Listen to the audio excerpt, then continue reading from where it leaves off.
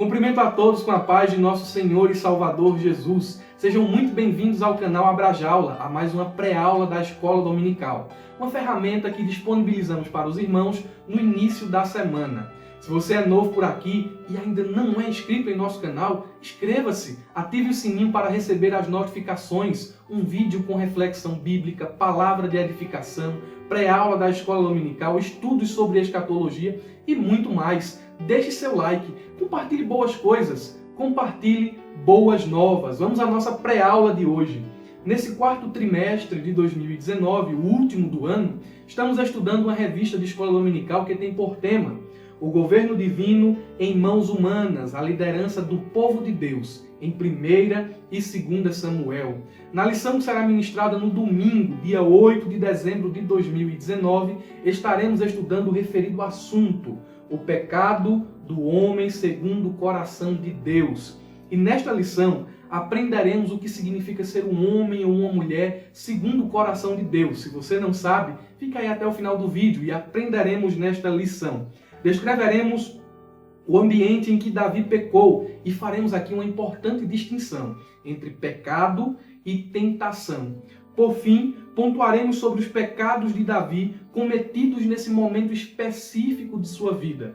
Davi cometeu muitos pecados. A biografia de Davi vai desde 1 Samuel, capítulo de número 16, até 1 aos Reis, capítulo de número 2, e uma grande porção de 1 aos Crônicas. Mas olharemos para esse momento específico que se situa em 2 Samuel, capítulo de número 11 e capítulo de número 12, onde Davi comete o pecado de adultério e o pecado de assassinato. Desse modo, cumpriremos o objetivo geral de nossa lição. Acompanhe comigo em sua revista, que é conscientizar de que somente o revestimento da graça divina, na força e no poder do Espírito Santo, pode livrar-nos do pecado. Guarde bem isso, porque essa verdade vai permear toda a lição. E nesta lição, tocaremos nos pontos principais que são o texto áureo, a verdade prática, o ponto central, muito esquecido de muita gente, mas é muito importante, a leitura bíblica em classe, os 3 tópicos abordados pelo autor da lição e a conclusão. Então, pegue sua lição, pegue uma caneta, principalmente a sua Bíblia, a Palavra de Deus, onde nós estamos baseados, onde o autor da lição baseia aquilo que ele vai falar, e vamos juntos estudar a lição de número 10. Vamos lá, o nosso texto áureo nos diz assim. Acompanhe comigo. Porém, essa coisa que Davi fez pareceu mal aos olhos do Senhor. 2 Samuel, capítulo de número 11, versículo de número 27. Deus é onisciente, Ele sabe de todas as coisas. Não há nada encoberto aos olhos de Deus. Isso é lógico. Ele conhece o nosso caminhar diário. Ele vê, Ele sabe, Ele ouve quais são as nossas atitudes, quais são as nossas decisões. E com base nisso, Deus emite um parecer, isto é, sua opinião. Ele nos revela a sua vontade. E geralmente a vontade de Deus ela se manifesta aprovando ou desaprovando nossas ações. Neste caso do nosso texto áureo, vemos uma clara reprovação de Deus às atitudes de Davi, ao pecado que ele cometeu. Apesar de Davi, alguns versículos acima, lemos o versículo de número 27, no versículo de número 25 do capítulo 11 de 2 Samuel, Davi escreve uma carta a Joabe dizendo assim: não te pareça isso mal aos teus olhos. Depois justificou o pecado, a fim de aplacar sua consciência, que quem sabe estava lhe cutucando, estava lhe afligindo. E também ele faz isso com o propósito de afastar um possível julgamento de Joabe, seu comandante, ou seja, um olhar torto. Davi é maquiavélico, Davi não era a pessoa que eu pensei. E Davi tenta se justificar naquela situação. Porém, repito, o nosso texto áureo é bem incisivo. Pareceu mal aos olhos do Senhor. Deus reprovou. Não só reprovou, como também puniu severamente o pecado de Davi. Deus não foi simplesmente um espectador passivo que cruzou os braços e deixou as coisas correrem soltas. Deus manifestou a sua vontade reprovando o pecado de Davi. Isto fica muito claro em 2 Samuel, capítulo 12, versículo 11 ao versículo de número 12. O curioso desse momento é que Deus envia o profeta Natã até o rei em pelo menos 2 ocasiões. A primeira delas está em 2 Samuel, capítulo de número 7, quando o mensageiro de Deus é enviado até o rei com uma palavra de bênção. E é mais ou menos assim que Natan diz a Davi: Davi, tu quiseste construir uma casa para Deus, ou seja, um templo, mas Deus vai edificar uma casa para você, uma dinastia, um governo, um reinado. Se levantará um da tua descendência, um governante, que se assentará no seu trono, Davi, e o governo dele será eterno e se estenderá aos 4 cantos da terra. Essas palavras fazem parte do pacto davídico, que apontavam para o governo de Cristo. Mas a segunda vez em que Natan é enviado até Davi, ele não vai com uma promessa de bênção, ele vai com uma sentença de juízo. Deus está irado com Davi.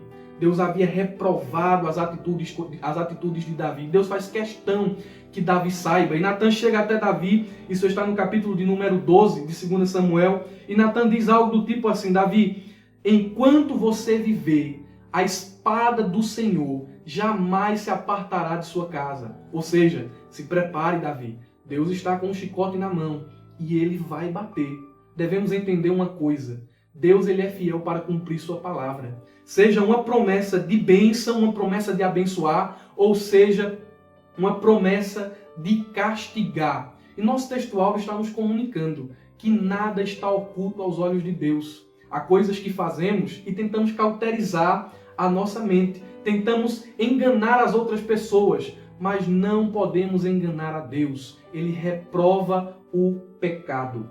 A nossa verdade prática nos diz assim: somente o revestimento da graça divina, na força e no poder do Espírito Santo, pode livrar-nos do pecado, a ofensa premeditada contra Deus. Sublinhe aí na sua revista esta expressão da verdade prática. Somente o revestimento da graça divina. Somente a graça. Não existe outro caminho que leve o homem ao perdão de pecados. De forma nenhuma. A verdade prática é bem categórica. Repito, somente a graça.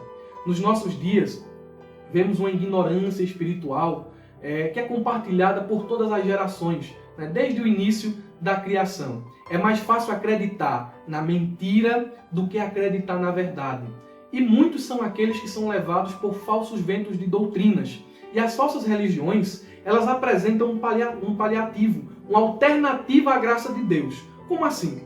Por exemplo, a igreja da maioria, né, isto é, a igreja romana, eles dizem que o homem ele tem como último recurso, né, para vencer o pecado, para vencer o mal, passar um período de tempo, né, sofrendo penitências, em um lugar chamado purgatório. E ele vai passar ali esse momento de purificação, depois ele vai ser salvo. Algo totalmente contrário à palavra de Deus, né? Uma alternativa à graça, e nós condenamos isso. Os kardecistas, os espíritas, eles dizem que acreditam na encarnação da alma. E eles olham para a encarnação como um ponto em que a alma ela pode alcançar iluminação e, na última encarnação, um estado de perfeição. Mas nós, os crentes em Jesus, nós reprovamos estas coisas, porque cremos que o perdão de nossos pecados e a redenção de nosso corpo mortal só é possível por meio da graça de Deus, através de Cristo Jesus. Não existe atalhos, não há outro caminho para o perdão de pecados, para a redenção do corpo. Somente a graça de Deus. Isso foi até um dos 5 pontos da reforma protestante, né? Sola gratia, somente a graça de Deus. O nosso ponto central nos diz assim: somente o revestimento da graça divina, na força e no poder do Espírito Santo, pode livrar-nos do pecado. Veja que o nosso ponto central, ele nos faz um convite a pelo menos 2 coisas. A primeira delas ele nos convida, a lição está nos convidando a confiar inteiramente na graça de Deus. Não no esforço humano, não nas obras, mas na graça de Deus. Confiemos inteiramente na graça. Nos tornemos dependentes da graça de Deus. E o segundo convite que a lição faz é a termos uma vida devocional mais intensa, para que a gente possa ter mais comunhão por meio do conhecimento da verdade, da oração e da vigilância. E deste modo, tendo esta comunhão mais íntima, esta comunhão mais profunda, venhamos com sabedoria resistir e fugir do pecado. Isso é muito importante. A leitura bíblica em classe encontra-se em 2 Samuel, capítulo de número 11, versículo do 1 ao versículo de número 18. É importante que você pause o vídeo, faça a leitura de todo este capítulo, como também do capítulo de número 12, e depois retorne aqui para a nossa contextualização, onde estaremos aqui contextualizando o nosso texto foco. Se você fez isso, vamos ao nosso contexto aqui, encaixar o nosso texto em um contexto.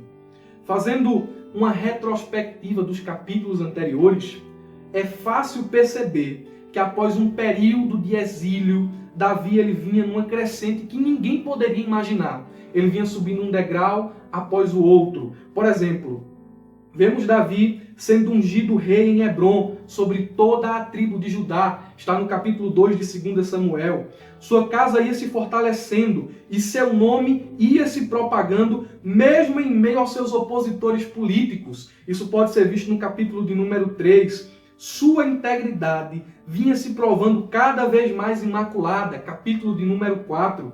Seu reinado é confirmado sobre todo Israel. Está no capítulo de número 5. Suas conquistas no campo religioso. Capítulo de número 6. A promessa de um reinado eterno. Está no capítulo de número 7. O êxito em suas campanhas militares. Capítulo de número 8. Sua benevolência e bondade. Está no capítulo de número 9. Onde vemos ali seu trato com Mefibosete. E seu zelo por sua infantaria, capítulo de número 10. Entretanto, o capítulo de número 11 do segundo livro de Samuel marca o exato momento em que as bases do imponente império de Davi começam a ruir e seu caráter imaculado é manchado para sempre. Se fôssemos descrever este momento registrado no capítulo 11 em uma metáfora, poderíamos dizer que Davi, ele parece mais um passarinho tentando voar com uma só asa, do que uma águia alçando voos altos. É mais ou menos aí em que se situa o nosso contexto, o contexto da nossa leitura bíblica em classe. O primeiro ponto da nossa lição nos diz assim: segundo o coração de Deus. E aqui temos dois subpontos que são o homem segundo o coração de Deus e Davi era o escolhido de Deus, mas deu lugar ao diabo. Neste momento do estudo, aprenderemos o que significa ser segundo o coração de Deus. Mas antes disso, se faz necessário dizer algo aqui como ponto de partida para a análise desse tópico. Ao estudarmos esse momento específico da vida de Davi, não estamos aqui tratando de um rebelde deliberado ou de um maníaco sexual, mas estamos falando de um homem pecador que cedeu às tentações do pecado. Para atingirmos o propósito deste ponto, precisamos responder aqui a pelo menos duas perguntas que surgem quando estudamos esse assunto. E a primeira delas é: ser um homem segundo o coração de Deus significa ser perfeito? Muita gente tem dúvida com relação a isso. É uma coisa de praxe. As pessoas dizem assim: como pode Davi ser segundo o coração de Deus e cometer pecados tão terríveis como o adultério, como o assassinato? Não, isso não se encaixa. Gente, por mais que Davi se aproximasse de Deus, ele ia continuar sendo homem, ele ia continuar sendo pecador. Enquanto vivemos aqui nesta realidade, no mundo aqui ao qual habitamos, vamos ser pecadores. A natureza do pecado, a natureza pecaminosa, ela vai estar em nossos membros. Apenas seremos livres do pecado naquele dia, quando a trombeta soar. E isso que é mortal será revestido da imortalidade. Isso que é corrupto será revestido da incorruptibilidade. Nós seremos salvos do pecado para sempre. Mas até lá, vamos lutar contra os nossos desejos, contra as nossas concupiscências. Vai ser uma luta entre o espírito e a carne. A Bíblia, ela não esconde os defeitos e os pecados de seus personagens. E mesmo Davi reconhecia o seu pecado. Se você ler o Salmo de número 51, você vai perceber que ali é uma confissão de culpa. E eu queria pelo menos tocar aqui em dois pontos dentro do Salmo 51. Acompanhe comigo aí Abra sua Bíblia no Salmo de número 51 e vamos dar uma olhada aqui em um primeiro ponto, que eu poderia dizer aqui o seguinte: Davi tinha consciência de sua natureza pecaminosa. Ele sabia que era pecador. E ele diz isso no verso de número 3. Eu conheço as minhas transgressões e o meu pecado está sempre diante de mim. Dobre sua atenção para o verso de número 5 que diz: eu nasci em iniquidade e em pecado me concebeu a minha mãe. Muita gente tem uma interpretação errada desse verso 5. Quando dizem que Davi está fazendo menção que sua concepção foi uma concepção fruto de um ato pecaminoso. A mãe dele adulterou e por isso que ele foi concebido em pecado. De forma nenhuma. Davi está falando aqui sobre a herança de Adão. A herança que herdamos do primeiro casal, o pecado original, desde Adão. De uma forma pedagógica, podemos dizer que todos os homens nascem com o vírus do pecado. Veja se precisa ensinar uma criança a mentir. Veja se precisa ensinar uma criança a ser egoísta. Veja se precisa ensinar uma criança a ser violenta, a bater. De forma nenhuma. De forma nenhuma. Todos nós nascemos com o vírus do pecado. E Davi disse assim: eis que em iniquidade fui formado, e em pecado me concebeu a minha mãe. Em segundo lugar, ainda podemos afirmar aqui que Davi ele não tinha problemas em confessar que era pecador. Ele reconhecia a miséria de seu pecado. O verso de número 4 do Salmo 51 diz assim: pequei contra ti somente fiz o que era mal perante os teus olhos. E todo pecado, ele é cometido primeiramente contra Deus, pois é uma violação de suas leis, de sua vontade. Seja quando pecamos contra o próximo, com relação ao furto, com relação ao adultério, com relação ao assassinato. Apesar de estarmos pecando contra o próximo, primeiramente o pecado é contra Deus, porque estamos quebrando as leis que Ele estabeleceu como padrão de santidade. Essa é a primeira pergunta, mas temos aqui outra pergunta, que é: o que é ser um homem segundo o coração de Deus?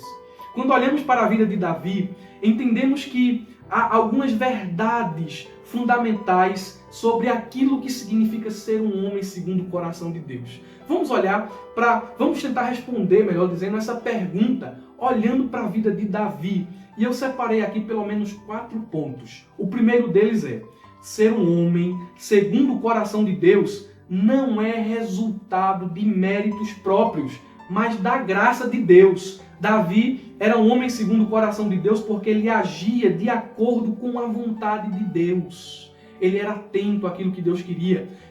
Em termos do Novo Testamento, se fôssemos assim dizer, Davi ele tinha a mente de Cristo.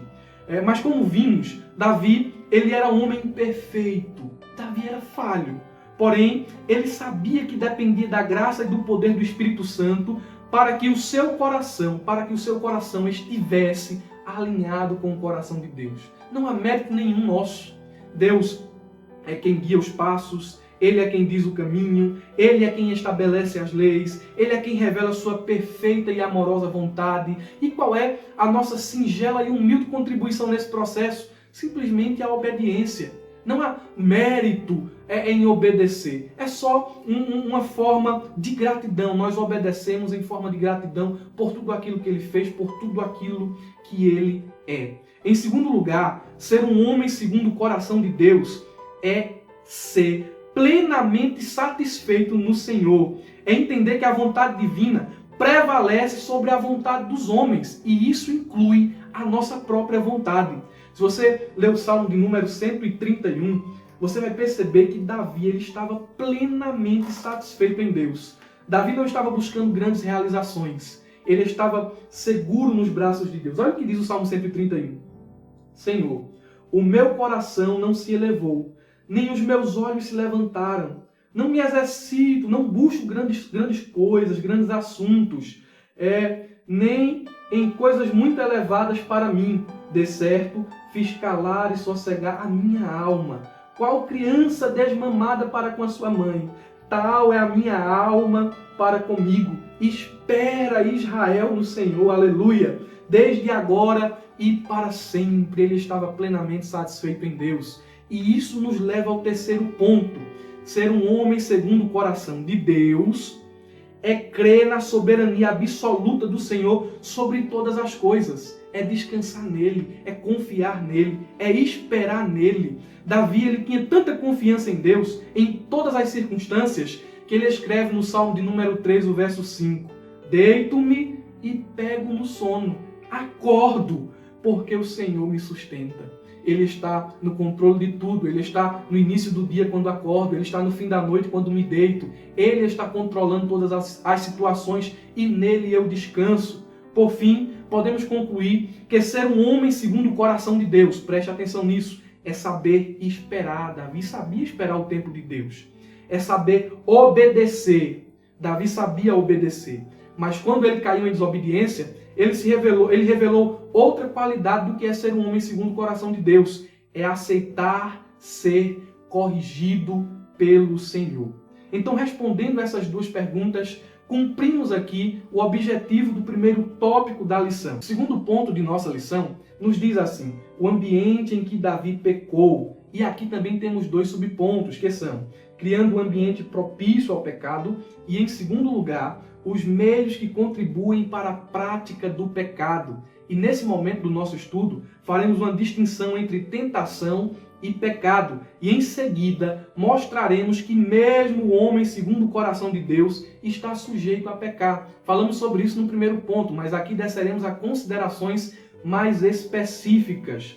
Façamos primeiro aqui a distinção entre pecado e tentação. Há um texto bíblico que nos serve muito bem a esse propósito, e ele está em Tiago, capítulo de número 1, versículo 13 ao versículo de número 15. Você pode acompanhar esse texto pela sua Bíblia, ou então baixando o esboço da nossa lição, que está na descrição do vídeo. Aí eu coloquei para você essa referência bíblica e você pode conferir.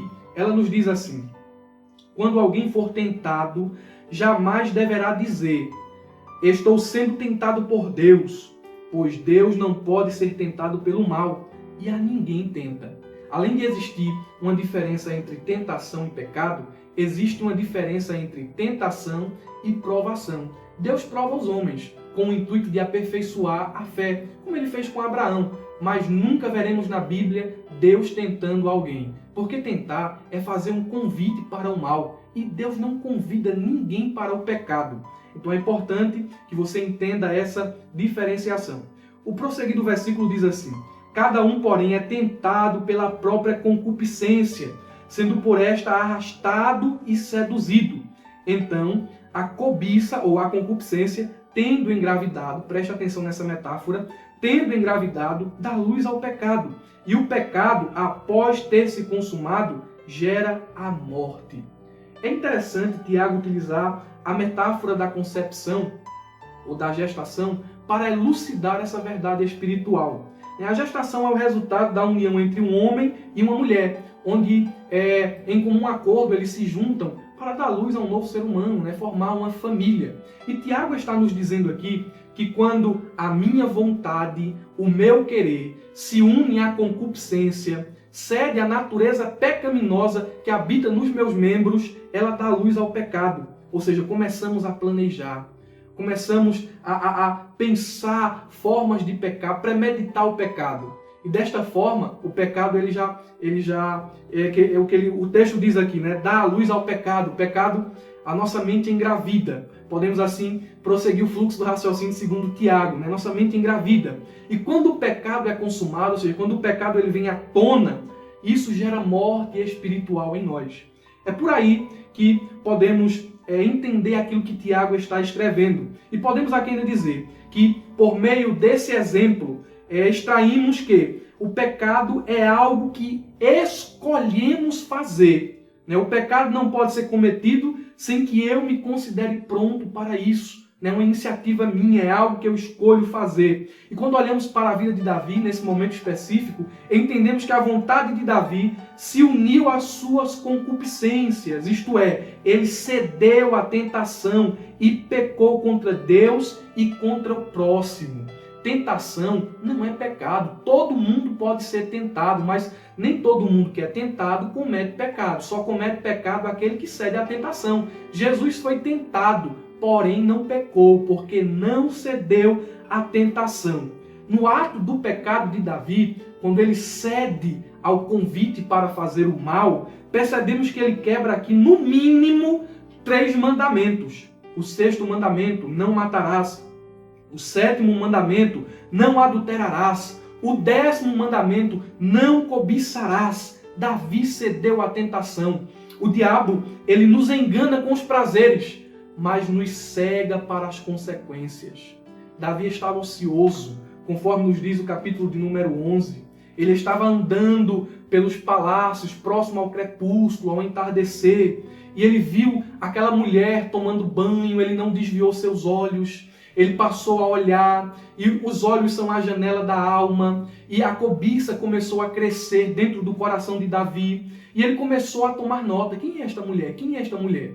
Até que um servo muito sábio dá a Davi as informações que ele estava procurando. Mas o servo dá as informações e faz um acréscimo. O servo diz o nome da mulher, diz o nome do pai da mulher e faz um acréscimo que não era comum fazer. Diz assim: esta mulher é casada, Davi. É a mulher de Urias. Mas o pecado cegou Davi, de modo que ele mandou chamar a mulher e não pensou em Deus, não pensou no reino, não pensou em seu testemunho, não pensou em Urias e não pensou nas consequências. O pecado cegou Davi completamente. A ficha só veio cair quando Batseba enviou a mensagem: estou grávida. O pecado, ele tem um preço. E cedo ou tarde, a conta chega. Você vê as pessoas vivendo uma vida de pecado, uma aparente vida de felicidade na maldade, se esbaldam em todas as taças dos prazeres, aproveitam toda a sensualidade, imoralidade, perversidade, mas um dia a conta vai chegar. O pecado, o salário do pecado, diz Paulo aos Romanos, é a morte. E o pecado, ele pode até atrasar um pouco o salário, mas ele nunca deixa de pagar. É um patrão que sempre paga aquilo que deve. Então, concluímos assim um segundo ponto da nossa lição, fazendo esta distinção entre tentação e pecado consumado. O terceiro tópico da nossa lição nos diz assim: o adultério e o homicídio de Davi. É importante dizer algo aqui. Davi, ele passou a viver na mentira, mas ele não podia fugir da verdade. Os homens vivem na mentira, mas eles não podem fugir da verdade. A verdade os persegue como um leão faminto. Você pode perceber que, vez ou outra, a consciência, mesmo dos mais vis pecadores, ela dá uns alertas à alma. Tu estás caminhando um caminho de morte. E às vezes esses alertas, da consciência se manifestam em forma de um vazio que nada pode preencher. Muitas pessoas, repito, podem viver na mentira, mas não podem fugir da verdade. Para quem pensa que os dias após o adultério e o assassinato foram dias prazerosos, foram dias ali de muita alegria, está enganado. É só ler o Salmo de número 32, o versículo 1 ao versículo de número 4. Deixe-me ler aqui uma parte desse Salmo e você vai perceber como foram os dias de Davi após o pecado que ele cometeu e escondeu. Salmo de número 32, verso 1 ao 4 diz assim: bem-aventurado aquele cuja transgressão é perdoada e cujo pecado é coberto. Verso 2: bem-aventurado o homem a quem o Senhor não imputa maldade e em cujo espírito não há engano. Davi estava sentindo a culpa do pecado, o peso do pecado. O verso de número 3 é muito forte, diz assim: enquanto eu me calei, enquanto eu escondia, eu ocultei o meu pecado, envelheceram os meus ossos pelo bramido em todo o dia. Davi gemia todo dia, toda hora por conta do seu pecado. Aí o verso número 4 diz assim: porque de dia e de noite a tua mão pesava sobre mim, o meu humor se tornou em sequidão e estio. Esses foram os dias que marcaram aqueles meses depois do pecado que Davi cometeu. Deus não repreendeu Davi imediatamente, mas esperou um tempo oportuno, esperou o momento certo para repreender Davi. Isso pode ser visto lá em 2 Samuel, capítulo de número 12, onde Natã é enviado para confrontar o rei. Então, deste modo, finalizaremos o último ponto de nossa lição, falando acerca deste momento em que o profeta confronta o rei. O tempo do acerto de contas havia chegado e Deus envia o seu servo. Isso está mais visto no capítulo 12, versículo 1 ao versículo de número 15. E eu quero finalizar aqui o terceiro tópico da nossa lição, caminhando para a nossa conclusão, falando acerca de 4 lições importantes que precisamos aprender para termos êxito quando formos confrontar o pecador. Meus irmãos, como nossos dias são carentes de homens como Natan. Queira Deus nos dar a sabedoria, a inteligência que deu a Natan para confrontar aquele rei pecador. A primeira lição que podemos extrair desta passagem do capítulo de número 12 é que devemos confrontar o pecador com a verdade. Não vá confrontar o pecado, nem o pecador com história de carochinha, nem muito menos baseado em boatos, principalmente alguém que se desviou, principalmente alguém que está escondendo o pecado, está passando a viver uma vida amargosa por conta deste ato, assim como Davi estava vivendo. Não confronte alguém baseado simplesmente num disse-me-disse, tenha certeza. Natan sabia que a sua advertência era fundamentada na verdade. Em segundo lugar, aprendemos aqui ainda uma segunda lição. Devemos confrontar o pecador no momento certo, na hora oportuna. Existe hora errada? Existe.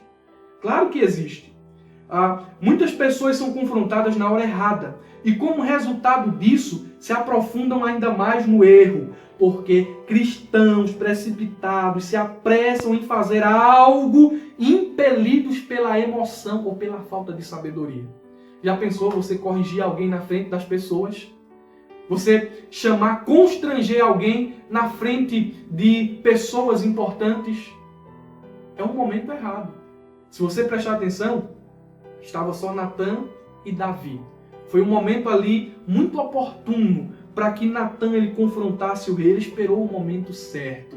Ele esperou o momento do rei estar quebrantado. Ele esperou o espírito do rei estar aflito. E nesse momento, Natan ele confronta Davi sozinho ali.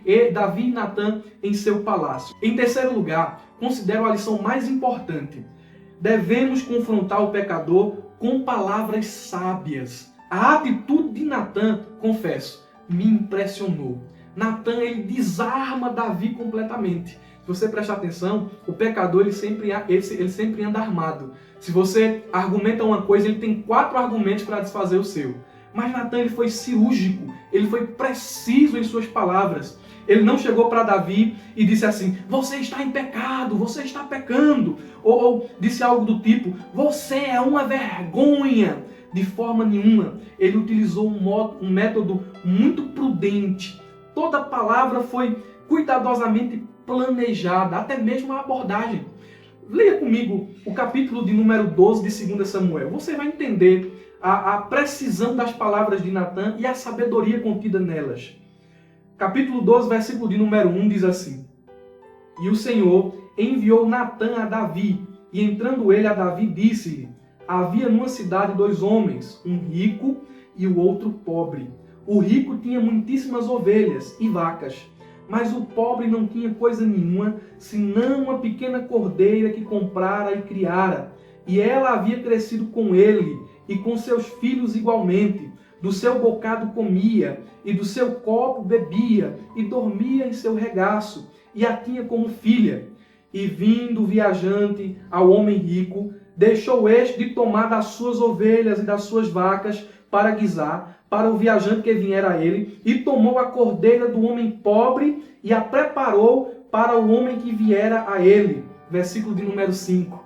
Então o furor de Davi se acendeu em grande maneira contra aquele homem, o homem da parábola que Natan estava contando.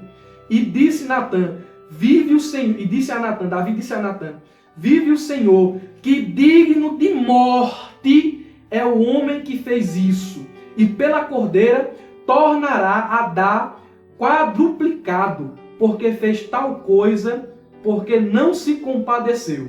Versículo de número 7, Davi já estava completamente desarmado. Então disse Natã a Davi: Tu é este homem. Veja que palavras sábias. Natã soube jogar a isca. Davi não tinha mais o que falar. É interessante, eu vou ressaltar isso aqui, porque Davi disse assim: esse homem é digno de morte. E a Bíblia vai nos dizer que Deus, ele diz a Davi: teu pecado foi perdoado, tu não morrerás, mas o preço do pecado foi pago.